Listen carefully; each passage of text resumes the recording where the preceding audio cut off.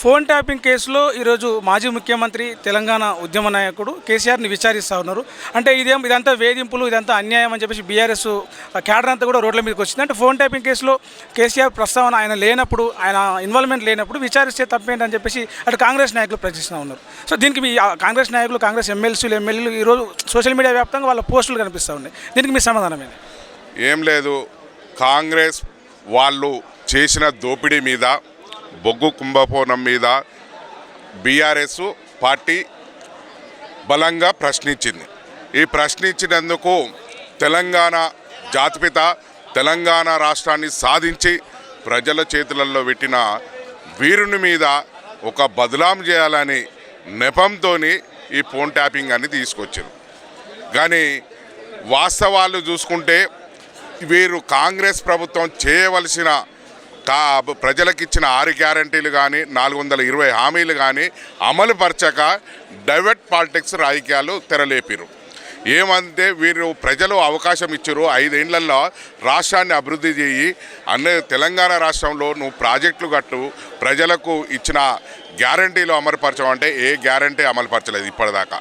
వీరు ప్రజలకు ఇచ్చిన గ్యారంటీ అంటే ముసలవ్వలకు, తాతలకు 2000 నుంచి 4000 రూపాయలు పెన్షన్ ఇస్తామన్నారు, అది ఇవ్వలేదు. అట్లనే కళ్యాణ లక్ష్మి పెళ్లి చేసిన పేదలు వారు పెళ్లి చేసిన వారికి 1,16,000తో పాటు తులం బంగారం ఇస్తున్నారు, అదేమి ఇవ్వలేదు. నిరుద్యోగులకు ఉద్యోగ అవకాశాలు ఇవ్వలేదు. అదేవిధంగా రైతులకు రైతు బంధు పూర్తిగా అమలు చేయలేదు, రైతులకు రుణమాఫీ కాలేదు పూర్తిగా.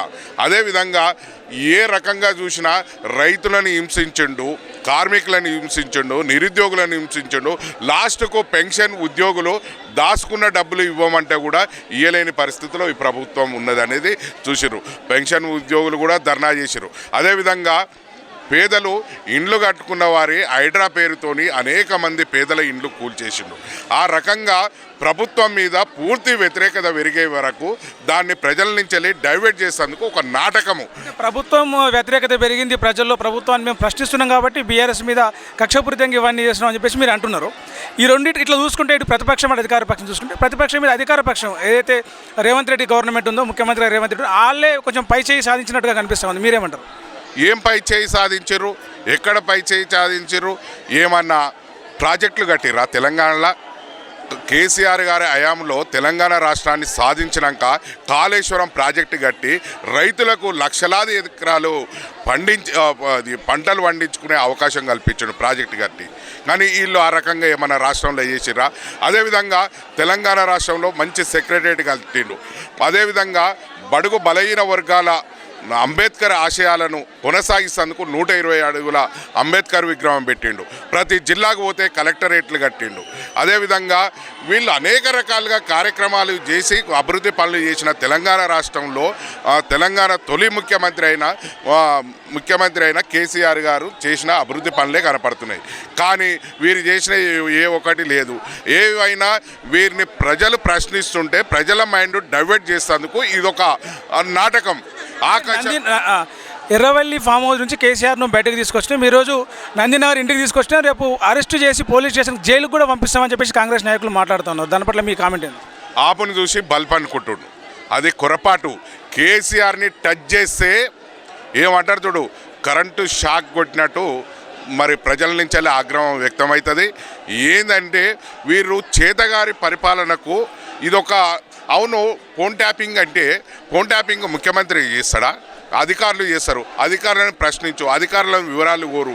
కానీ ఇప్పుడు మరి ఉన్న ముఖ్యమంత్రి ఇతర దేశాల పోయి ఆయనను ప్రశ్నిస్తే ఏంది తెలంగాణ రాష్ట్రంలో ఏం జరుగుతుందంటే దాన్ని ఏమంటాడు, అది అధికారులు దాన్ని చేయవలసిన ఏంది చట్టం తను పని తను చేసుకుంటూ పోతుందని చెప్తుండు. మరి ముఖ్యమంత్రి గారు ఆ మాట అన్నప్పుడు అప్పుడు కూడా చట్టం తను పని తను చేసింది. ఏమైనా ఫోన్ ట్యాపింగ్ అనేది తీవ్రవాదుల మీద, దొంగల మీద, ఏమైనా దేశద్రోహుల మీద ఏదేమైనా ఉంటే ప్రభుత్వానికి హాని కలిగించే శక్తుల మీద ఫోన్ ట్యాపింగ్ అనేది చేస్తుంటారు.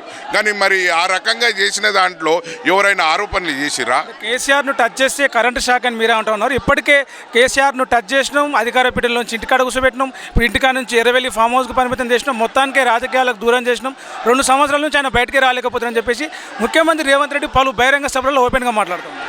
కేసీఆర్ గారు ఏమైనా ప్రజలు వారికి 5 ఏండ్లు అవకాశం ఇచ్చిర్రు. వారి పరిపాలన మీద దృష్టి పెట్టాలనే ఆలోచన మీద ఆ రకంగా చూసిండు. కానీ అది చేతగానితనం అనుకోకూడదు. ఇప్పటికీ ప్రజలలో ఉన్న వీరు ఇచ్చిన గ్యారంటీలు ఏ ఒక్కటి అమలు పరచలేదని ప్రజలు మొత్తుకుంటున్నారు. ప్రజలలో వ్యతిరేకత ఉందా, ఇది బీఆర్ఎస్ క్రియేట్ చేస్తుందా? లేదు, ప్రజలలో వ్యతిరేకత వచ్చింది. ప్రజలు రోడ్ల మీద చూసి వచ్చే పరిస్థితి ఉంది. నిరుద్యోగులకు ఉద్యోగ అవకాశాలు ఏమైనా కల్పించిండా? ఆ ముసలవులకు నువ్వు అన్నట్టు 2000 రూపాయల నుంచి 4000 ఇచ్చిండా? ఏమి ఇచ్చిండు? కళ్యాణ లక్ష్మి ఇస్తానని చెప్పిండు. దాంట్లో 1,16,000 తులం బంగారం ఇచ్చినట్టు కనపడ్డదా? అదేవిధంగా నిరుద్యోగులకు ఉద్యోగాలు అయితే ఎడ కల్పించలే కదా. మరి ఈ ప్రజల నుంచెల్లే వ్యతిరేకత కదా ఇది.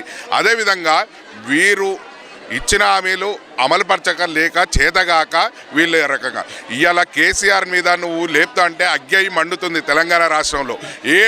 ఎక్కడ చూసినా దిష్టి బొమ్మలు దానం చేస్తున్నారు. మీ ప్రభుత్వం మీద నిరసనలు తెలుపుతున్నారు. అదేవిధంగా ఇప్పటికే చూస్తున్నారు తెలంగాణ భవన్కు ఎంతమంది స్వచ్ఛందంగా తరలి వస్తున్నారు. ఎవరన్నా తీసుకొచ్చిర్రా? కేసీఆర్ అభిమానులు 60 లక్షల మంది అభిమానులు ఉన్నారు. ఆ అభిమానులను మీద నువ్వు ఏది ఈ మచ్చ చేసేందుకు నువ్వు చూస్తున్నావు. కానీ ఆకాశం మీద ఉమ్మితే అది మళ్ళీ తిరిగి వచ్చి రేవంత్ రెడ్డి మీదనే పడుతుంది అనేది రేవంత్ రెడ్డి గారికి గ్రహించాలి. పరిపాలన మీద దృష్టి పెట్టు. నువ్వు ప్రజలకు ఇచ్చిన 6 గ్యారెంటీలు 420 హామీల మీద దృష్టి పెట్టి ప్రజలకు న్యాయం చేయి. కానీ అది చేతగాక మీరు తెలంగాణ జాతిపిత అయినటువంటి కేసీఆర్ మీద బదలాం లేపితే ఊకునేది లేదు. తిరుగుబాటు స్టార్ట్ అవుతుంది. ఎక్కడికక్కడ మిమ్మల్ని స్తంభింపజేస్తారు. మీ పరిపాలన చేయాలి. మీకు ఇప్పటికీ మీ కాంగ్రెస్ ప్రభుత్వం వద్దురా నాయన, రేవంత్ రెడ్డి ముఖ్యమంత్రి వద్దురా నాయన అనే పరిస్థితిలో తెలంగాణ రాష్ట్రంలో ఉన్నది. కాబట్టి ఖబర్దార్ రేవంత్ రెడ్డి ముఖ్యమంత్రి గారు మీ తీరు మార్చుకోవాలి. మీ పరిపాలన మీద దృష్టి పెట్టాలని చెప్తున్నారు. మీరు ప్రజాప్రభుత్వం అంటారు. ఇది ప్రజాప్రభుత్వం కాదు, ఇది పాపిస్ట్ ప్రభుత్వం. ఇది ప్రజల్ని హింసించే ప్రభుత్వం నడుస్తుందని ప్రజల ఆగ్రహంతో ఉన్నారు. మొన్న సర్పంచ్ ఎన్నికలలోనే మీ కర్రు కాసి ఆత పెట్టిరు. ఆ రకంగా మున్సిపాలిటీ ఎన్నికల్లో కూడా మీ కాంగ్రెస్ పార్టీని పాతాళంలోకి తొక్కేటందుకు ప్రజలంతా సిద్ధంగా ఉన్నారని తెలియజేస్తున్నా.